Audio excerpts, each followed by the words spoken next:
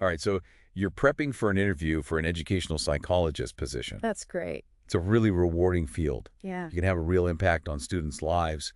And we've got some awesome resources here from RoleCatcher to help you nail this interview. Absolutely. Career guides, sample interview, questions the works. That's right. So think of this deep dive as your cheat sheet Okay. to really understanding what those interviewers are looking for and how to put your best foot forward. It's all about showcasing those skills and that passion and It's a- convincing them that you're the right person for the job. Yeah, so first things first, what exactly does an educational psychologist do? Well, it's definitely more than just being a school counselor. Right. You're providing direct support, conducting assessments, Oh, wow. collaborating with teachers, families, even the school administration. That's a lot. It is. So you're really like a detective in a way, Yeah, kinda. figuring out why a student might be struggling and then coming up with a plan to help them succeed. Exactly. And the RoleCatcher Guide mentions that this career is actually on the rise. Oh, really? The Bureau of Labor Statistics predicts a 3% job growth over the next 10 years. Wow, so there's some real opportunity there. Definitely. That's great to hear. Yeah, and in terms of what makes a candidate stand out, that strong social perceptiveness is key. Okay, social perceptiveness. Yeah, being able to read people, understanding their motivations and reactions. So it's not just about knowing the psychology. No. You also need those strong interpersonal skills. Right. Active listening, clear communication, even a little bit of persuasion can go a long way. I can see that. It's a very people-oriented role. For sure. So let's get down to those interview questions now. Okay. RoleCatcher has a bunch of sample questions here, Right. and I think walking through those will be super helpful for anyone getting ready for these interviews. Absolutely. Each question is an opportunity to not just show what you know, but who you are It's a good point. as an educational psychologist. Okay, so the first one is, how did you first become interested in educational psychology? Ah, that's a good one. It seems pretty straightforward, but I imagine there's more to it than just listing your degrees. Definitely, you want to share your story. Oh, okay. What sparked your passion for this field?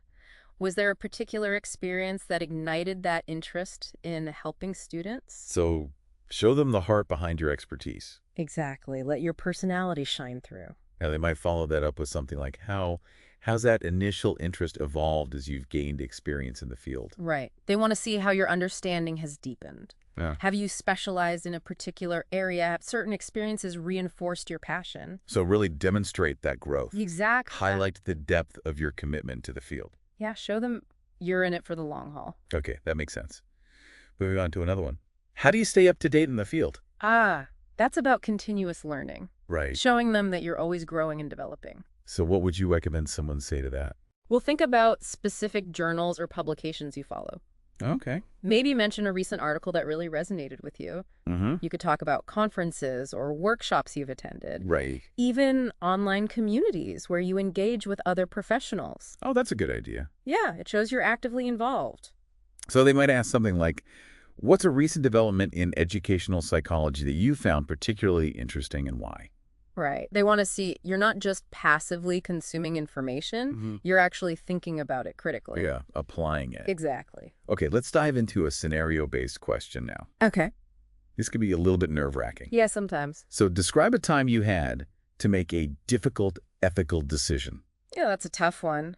But it's a good opportunity to showcase your integrity and your problem-solving skills. So what kind of situation should someone choose to talk about here? Well, pick something that highlights your commitment to doing what's right. Okay. Even when it's hard, maybe you had to balance conflicting needs or make a judgment call with limited information. Okay. Focus on the process, how you weighed those different factors and how you arrived at your decision. And be ready for those follow-up questions, like what were the potential consequences of your decision? Yeah, and looking back, would you have done anything differently? Right. It's all about showing them that you can learn and grow from your experiences. Exactly. Okay, moving on to another common one. How do you adapt when the student isn't responding to interventions? That's about flexibility and perseverance, Right. showing that you don't give up easily. So how would you approach this question?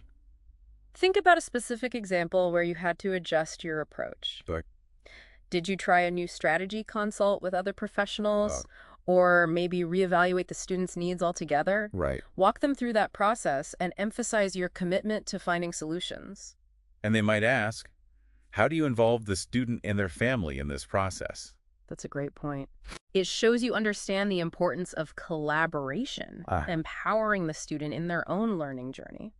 okay, this next one delves into your specialized knowledge. Yeah, How do you approach working with students who have learning disabilities or other special needs? right. This is where you highlight your understanding of those unique challenges Yeah. and showcase your compassionate, evidence-based approach to supporting them. So what kind of things should someone mention here?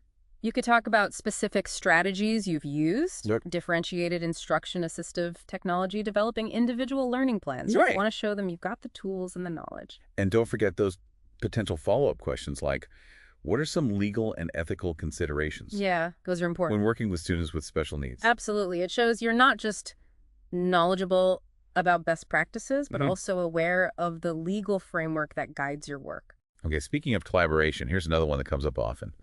How do you collaborate with other professionals, like teachers, parents, and therapists? Oh, collaboration is key in this role. Right. You need to be a team player, Yeah. highlight your communication skills, Yeah. your ability to build relationships, Uh-huh. your willingness to share information and resources. So give them a concrete example Yeah. of a successful collaboration you've been a part of. Exactly. And explain what made it work. Now, this next question touches on your experience with diversity. Can you describe your experience working with diverse student populations, such as students from low-income or non-English speaking backgrounds? Schools are becoming more and more diverse.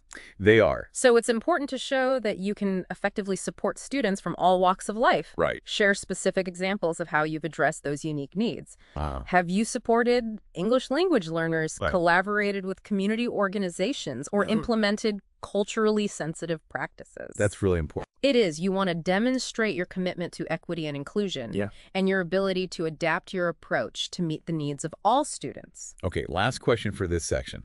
And this one's about working with school administrators. Yeah.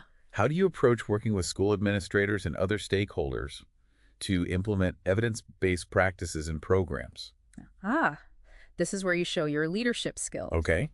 And your ability to be an effective advocate for positive change. So how would you recommend someone tackle this one?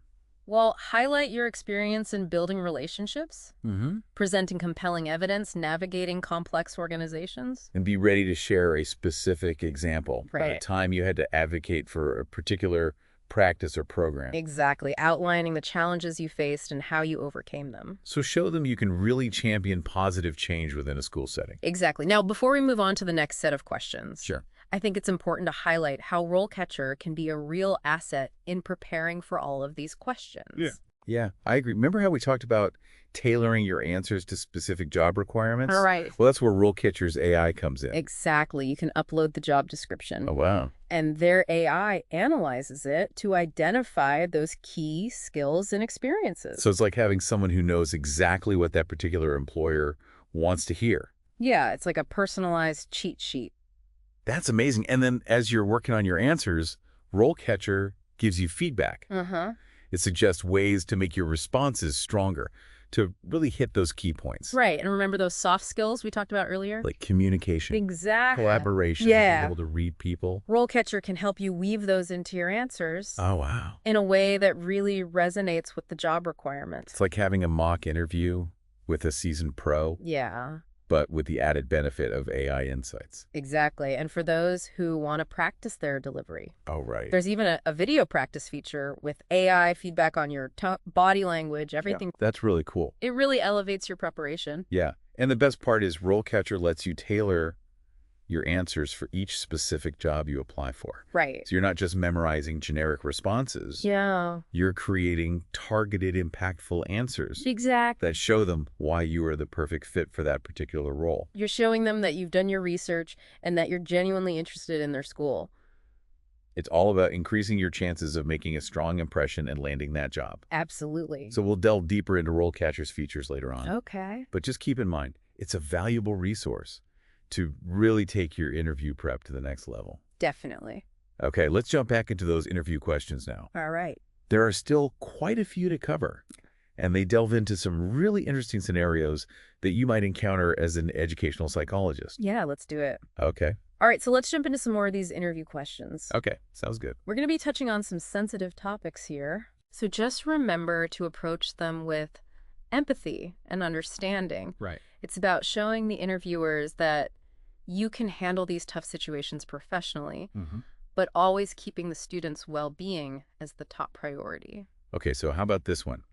How would you handle a situation where a student is exhibiting signs of anxiety or depression? It's a really important one. It is. It really gets at your ability to recognize and respond to mental health concerns. Yeah, for sure. So you want to convey your understanding of those signs and symptoms Okay. and emphasize that you follow the appropriate protocols. Like what kind of protocols? Well, things like conducting a thorough assessment, consulting with the student's family, right. collaborating with other professionals like school counselors or therapists. So it's really about showing them that you're prepared to take action Exactly. and advocate for that student's well-being. Yeah, and they might follow up with something like, what are some specific signs that a student might be struggling with their mental health? And how would you differentiate between typical teenage angst and something more serious? That's a good question. They're assessing your knowledge of child development Right. and your ability to make those informed judgments. So what would you say to that? Well, be prepared to discuss different warning signs Okay. and highlight the importance of considering the context of each individual student. Okay, here's another one that comes up often. How would you address a situation where a student is being bullied? Oh, bullying is such a complex issue. It is. But they want to see that you're prepared to take a proactive approach Right. to both prevention and intervention. So what are some things you could talk about there? Well, you could discuss strategies like implementing school-wide anti-bullying programs, Okay. promoting a positive and inclusive school climate, working directly with the students involved. Right, so it's not just about addressing the immediate situation. No, it's also about those long-term effects. Yeah, how bullying can really have a lasting impact. Right. And what educators can do to help mitigate those effects. Right. They want to see that you understand the seriousness of the issue and that you're committed to creating that safe and nurturing environment. For sure. Okay, let's shift gears a bit and look at this one. How would you address a situation where there's a lack of resources or support for students with special needs? Oh, that's where your advocacy skills really come into play. Right. You have to be willing to speak up for those students who need it most. So what are some strategies you could mention? Well, you could talk about collaborating with administrators to secure additional funding, seeking out community partnerships to provide that extra support, Right. even advocating for policy changes at the district or state level. So it's about going beyond just the classroom. Exactly. It's about systemic change. Okay, let's switch gears again and talk about professional development. Okay. What are some areas of educational psychology that you'd like to learn more about and why? Oh, that's a great opportunity. To show them you're passionate about continuous learning. Right. Always being at the forefront of your field. So think about areas where you're eager to grow. Oh? Maybe emerging trends like neurodiversity, trauma-informed practices, specific interventions you'd like to explore further. So don't just list topics. No. Be ready to explain why. Exactly, and how you plan to pursue those professional development goals. Right. What steps are you actually considering? Now, here's a question that might seem a little bit unexpected. What's your favorite children's book and why? Oh, I love that question. It does seem a bit out of left field. It does, but it's a chance to show your personality and your connection to children's literature. So how would you approach it?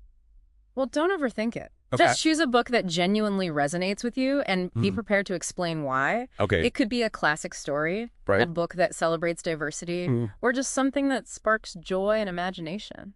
And they might follow up with, how do you use books and storytelling in your work with students? Yeah, that's about showing them you understand the power of literature to engage and inspire young minds. And that you're creative in your approach. Exactly. Okay, back to a scenario-based question. How would you handle a situation where a parent is disagreeing with your assessment or recommendations for their child? Ooh, that's a tough one. It is, but it's a reality of the job. Yeah. So how do you navigate that? Well, you want to emphasize the importance of approaching these conversations with empathy and respect, while also advocating for what you believe is in the best interest of the student. It's a balancing act for sure. It is, and they might ask about specific strategies for building strong relationships with parents and how you would navigate those cultural differences and communication styles. Okay, let's tackle this one. What are some ways that schools can create a more inclusive an equitable learning environment for all students? That's a big question. It is, but it's an important one. Yeah, they want to see your vision for systemic change. So what are some things you could mention? Well, you could talk about diversifying the curriculum, Okay. providing professional development for teachers on culturally responsive practices, creating support systems for students from marginalized groups. So it's about creating a school culture that really values equity and inclusion. Exactly. And they might ask about the challenges of implementing these changes Yeah. and how you would work to overcome that resistance Right. and build buy-in from all stakeholders. Okay, this next question is a bit more personal. Why do you want to work as an educational psychologist, specifically at this school? Oh, that's where your research comes in. Right. You need to show them that you've done your homework. So what should you highlight? We'll talk about what you know about their mission, Okay. their values, their student population. Okay. Maybe you were drawn to their commitment to inclusive education, Right. or their innovative programs, or their strong sense of community. And don't be afraid to make it personal. Yeah, Share how your own experiences and values align with the school's culture. that's a great point. And be ready for those questions about your long-term career goals. Right. How does this role fit into your overall aspirations? All right, last question for this section. And this one focuses on self-care. How do you manage stress and prevent burnout in such a demanding role?